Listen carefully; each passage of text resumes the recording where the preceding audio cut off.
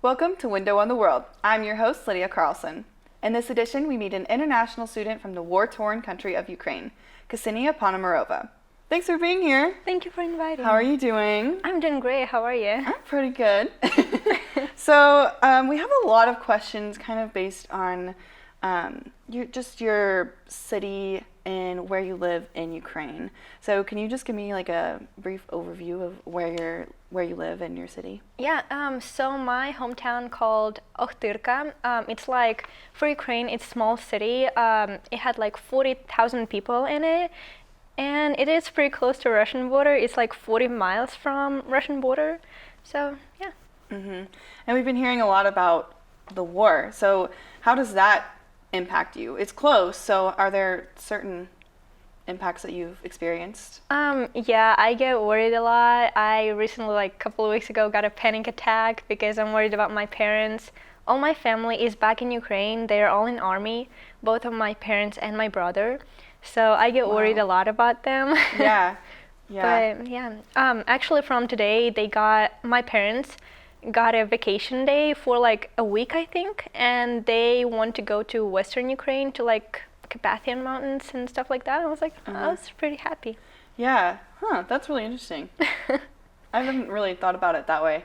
Do you feel like a lot of the surrounding countries have been able to support Ukraine? Yes, we get a lot of support, especially from like countries off Poland, Georgia, sometimes Germany and United States too. Mm-hmm. So yeah. Yeah. When I visited last year, I feel like I saw a lot of Ukrainian refugees, which is something I'm not really used to seeing, and I guess in that light. It was really interesting for me to go as a tourist and then see the cultural and like economical impact that it had on the country. So it was really interesting for me to see that. Yeah, a lot of people get to the different countries because they just not able to stay in their houses because they've been destroyed, or they're just too afraid to live there. So they're just trying to get out of all that chaos and yeah. Yeah. Do you feel like you would be in danger if you went back home? Honestly, not really. However, you never know what's gonna happen, even though your area is not in like being bombarded that much. You still don't really know what's gonna happen next minute. So I feel like here I'm a lot safer. Yeah, that's good. So what do you feel about the leader of the war movement, Volodymyr Zelensky? A lot of people, whenever there was election, in order for him to be a president or not, a lot of people thought, because of his past, he was a comedian. A lot of people thought, well, he won't be a great leader, he's just a comedian. However, he proved himself that he's a really great leader, one of the greatest ones we had, and probably the world had, because he stayed in Ukraine. He sometimes go out to help people. Recently, he visited some of the battalions himself, and tried to help them too. So I feel like he's really great leader. Good. I'm glad that there's a positive influence and a positive leader, because that's what you need in that time. So Yeah. yeah. So can you tell me more about life growing up in Ukraine? Yeah, so I can tell you that it's a harsh life growing up in Ukraine, just because, like, in my generation, my parents came from the Soviet Union, and it was really harsh there. So sometimes I was bored into like both languages and both Ukrainian and Russian heritage, I guess. Yeah. And sometimes I see people like speak Russian, speak Ukrainian, and I don't know, I just grew up knowing already two languages. But also we have a lot of our cultures, traditions, like our own holidays that we celebrate only in Ukraine. So that is good. Sometimes when I tell people about our holidays, they're like, oh my goodness, you do that? Are you crazy? Wait, No, what? Like this what? Do you have an example? Yes. Okay. So we have a holiday that we celebrate the night from 6th to 7th of July called Ivana Kupala. And during the evening, a lot of people like gather together somewhere by the fields or something like that, open area.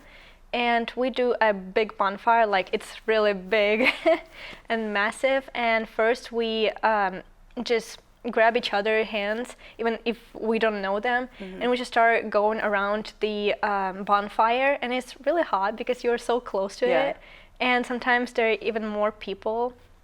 So they make like a second circle around the bonfire.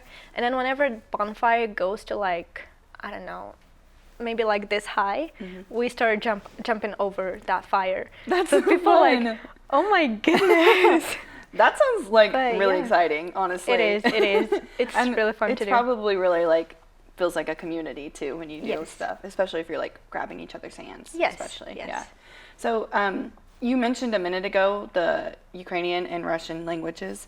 Are they pretty similar? I haven't really looked into that. Are they pretty similar, or are there... Yeah, they are. I know that Ukrainian and Russian have like 70% of common words. Oh, okay. So it is pretty similar to each other, but still, whenever Ukrainians speak to Russians in Ukrainian, Russians will get probably like 50% of what we are saying, but not everything. Yeah. Yeah. So, yeah. That's interesting. I don't know much about Ukrainian Russian languages at all. So that's I mean, we have classes here about like Latin and Germanic languages because that's mostly what influenced English, but I don't know much about the Russian Ukrainian language. So that's really cool. So I did want to talk to you about public transportation, especially as a student coming here where there's no, well, a little bit, but not really. Yeah. There's not really much public transportation at all. So can you give me an overview of kind of how your public transportation works where you live? Or where you're Yeah. from? So in small cities, again, like mine, we usually have buses, like public buses, or people just walk or go on by bike, sometimes by car. But usually whenever people have a car, it's mostly one car per family, or sometimes they don't have a car at all. And it's totally fine. But yeah, mostly buses. If you go to bigger city, they can be subways, they can be trolleys or something like that. But mostly, yeah, buses or walk. Yeah. And it's not because you don't have, like, it's not because you can't get another car. It's because there's no need for it, or you feel Yeah. it's like you'd rather walk or ride a bike or whatever. Yeah. Yeah. I feel like I've experienced where it's like you drive your car like 15, 20 minutes to a little bit of a bigger city, then you hop on a train and you can go wherever you need to go. Yeah. Yeah. I like that a lot. Yeah. So how have you adapted to living here where there's not much of that? You said you had a car, right? Yes. But did you have a car initially, or how did that work? No, so I came to United States 2 years ago, and I came here as a foreign exchange student for high school. Oh, okay, cool. And for that, I was not allowed to have a car because of the rules the exchange student had. However, after a couple of years, whenever the war started and I had to stay here, I got myself another visa that allows me to get myself driver's license. So that's what I did because I needed that. Yeah, you can't go anywhere if you don't have a car. No.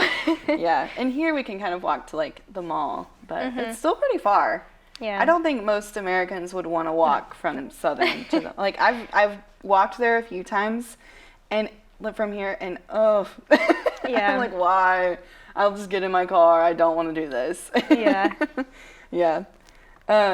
So we've heard that Ukraine is a big exporter of wheat. What are some other common like businesses and industries there? Are there a lot of farming or what Yeah, else? so Ukraine is a big agricultural country. So we do export a lot of wheat and sunflower oil, seeds, and stuff like that. Also, I don't know, I guess that's it. Interesting. I mean, yeah. And a lot of the people that work, do they probably take public transportation to get to work, or would it probably be pretty close to their house where they work? Depends.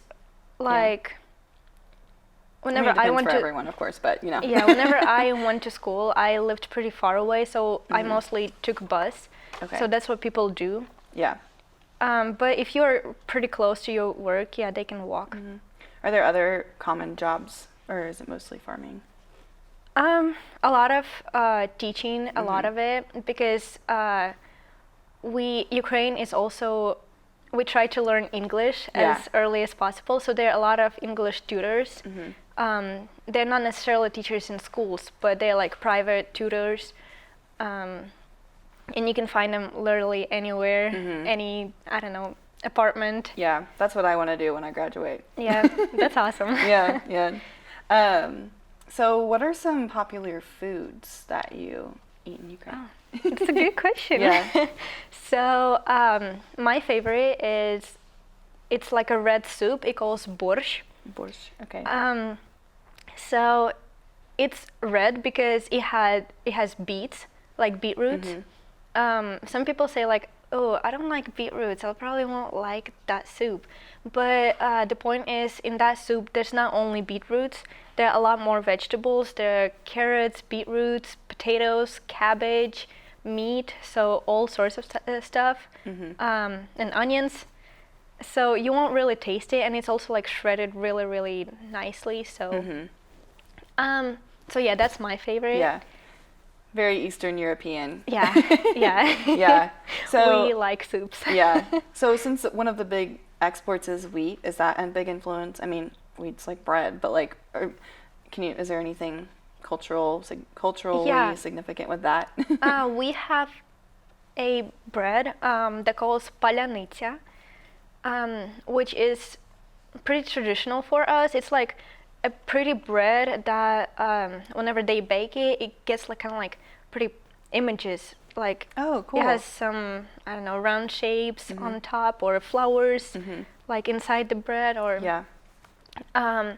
we do it for wedding, and people have to, the groom and bride have to bite of that bread, and whoever will take the biggest bite will be like a main person in the household. Oh, that's Or funny. something like that. Or also we invite somebody like that if they're like new to your house or something.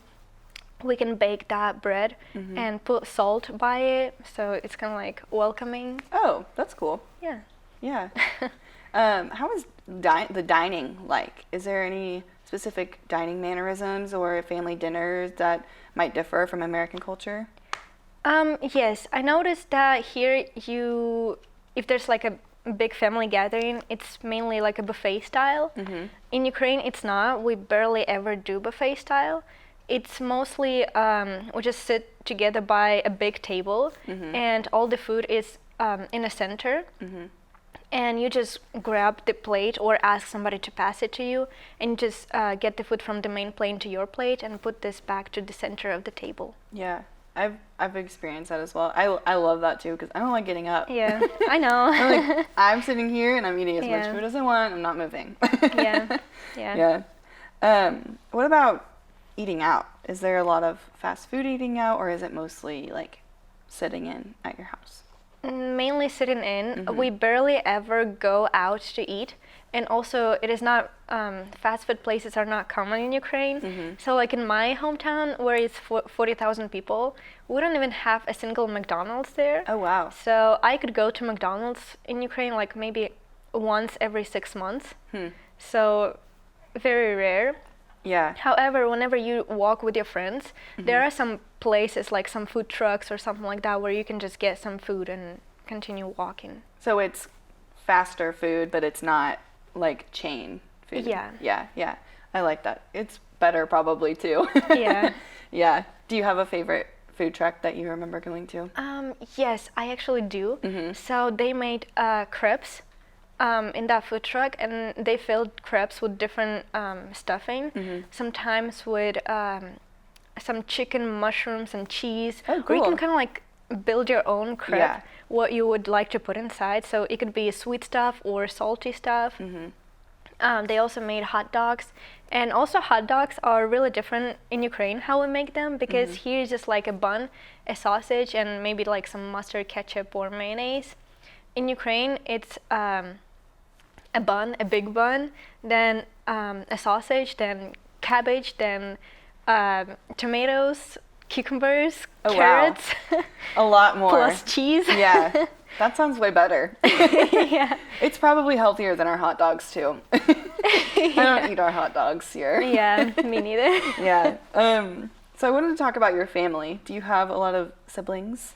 I have one brother who's again also in the military. Yeah. We have pretty big age gap between yeah? us because I am 18 and he is 35. Oh wow. So Is that common or not really? not really. Yeah. Yeah. I don't know why that happened between us, but Just happens. I mean we get along together really good. But Is yeah. there because some cultures there's a pretty standard like family set. Is there a pretty regular family?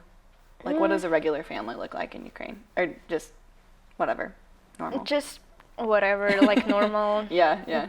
Again, depends on how many kids you want. Yeah. They can be one kid, they can be no kids, Yeah. 5 kids, I don't know. So what about respect for the elderly? Is that a big trend or is it more even across the age It's range? a pretty big, like we have to, whenever we go on a bus, like public transport, and we see that a older woman or older man goes inside and they want to obviously to sit down, they don't want to stand up. So somebody from the younger age has to stand up and give them some seat. Yeah. So, and I feel like that's pretty normal. yeah. Pretty just regular, being nice. Yeah. But you never know. Some people are not like that. So, Yeah. yeah. If you were giving a tour in Ukraine, what would the first couple things that you showed them be? So obviously our buildings, because a lot of our buildings are older and they have more history. So just like architecture in general. Next thing, I don't know, if I could, I would give a tour by our nature. Oh, yeah. So we have a lot of forests, we have fields and rivers. So I would take them there because our river, on the side where I live, our river called Vorskla, it considered one of the cleanest rivers in Europe. Oh, cool. So I would want to take them there to Yeah. try to, swim there or That's whatever. fun. Yeah. Yeah. I would like a clean river. Yeah. I don't even go in rivers unless I'm wearing shoes because it freaks me out. And I wanted to say too, so your older buildings, for United States, old buildings to us is like the 1800s. So do you have any like buildings that you can think of what it was one of the oldest buildings that you can think of, or some of the age of a lot of the buildings? Probably a lot of buildings, yeah, also from like 1800s. Really? They Okay. can be. Some can be older, but they require more, I don't know, rebuilding because they get in worse way. Oh. Wonder why. Yeah. Yeah. But yeah. I remember watching, there was an art exhibit and they had it was a live stream of Ukrainian buildings and they had like sandbags over the glass windows and outside and everything. And it was really moving for me to see. It was near the beginning of the war and I thought it was really interesting. It was a live stream, so it was really crazy to watch it. But I'm glad that they did something to make sure to keep the culture and keep the history alive, because it's very important. It is, yeah. Yeah. So I think we're about to take a break. Okay. So whenever we come back, we're going to learn what Ksenia thinks of her time here in the United States and in Joplin, Missouri.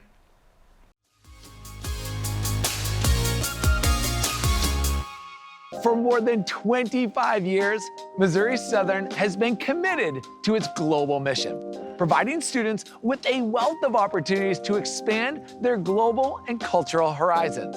From annual themed semester activities to study abroad opportunities, you can experience the history, art, music, cinema, and cuisine from well beyond the U.S. border. You'll find many international students furthering their education at MSSU. Students like Jana, a senior marketing and PR major from Finland. Jana, you are up. Hi, I'm Janna Hautala. I'm an international student from Lahti, Finland, from the land of thousand lakes. I came to Missouri Southern in 2018 on a track scholarship. When I first arrived in Joplin, I didn't really know anyone or much about the university, the city, or the region. But what I found was a school truly committed to the international experience, not only for students coming here from overseas, but for everyone on campus. While I'm far away from my family, MSSU makes me feel like I'm right at home. This is a very close-knit campus where the faculty members know you by your name, which makes the university experience even more memorable. Volunteers from the campus and community partner with the international students by taking us to local and regional trips such as hiking, camping, ice skating, or trips to museums. Every fall, Missouri Southern celebrates a different country by theme activities, including art, food, music, films, and lectures. While I've been here, we also celebrated the Caribbean, the Oceania, and my favorite, the Nordic semester. Another major international themed event is the World Music and Cuisine Festival held each spring. This community event offers a great variety of international music and the chance to sample food from around the world. No matter what part of the world you're from, Missouri Southern is home away from home, where you will make friendships that will last for a lifetime.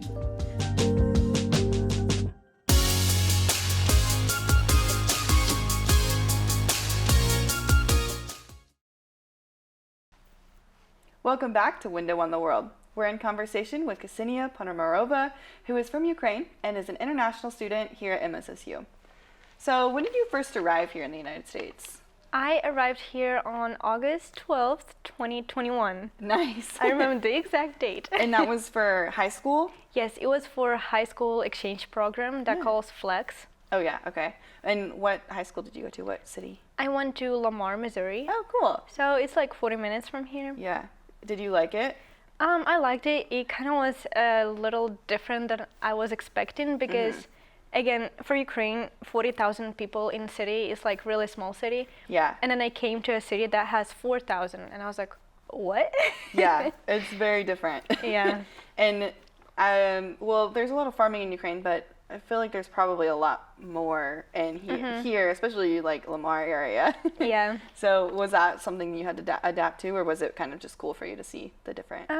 It was kind of fine for me to see. However, I also got adjusted because Missouri is kind of like more flat area, more fields and everything, and I don't see that many trees, which I was like, where are the trees? Where are the hills? Where are the, you know?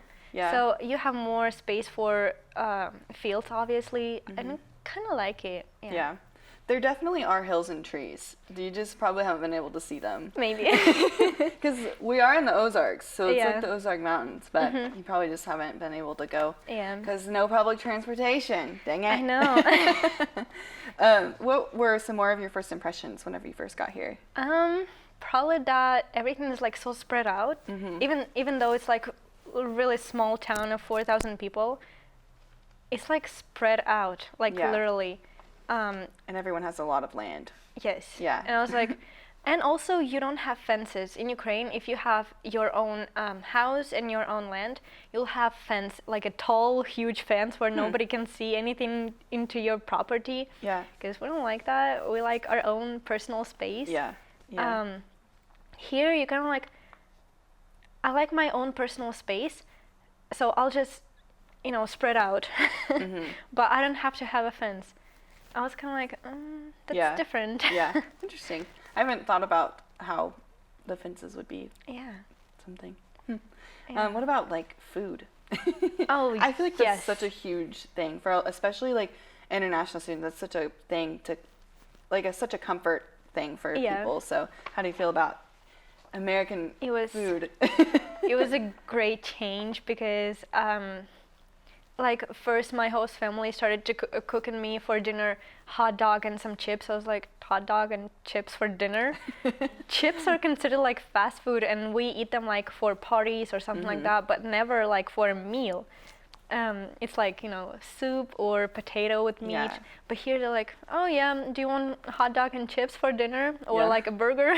Just eat like 5 hot dogs. Yeah.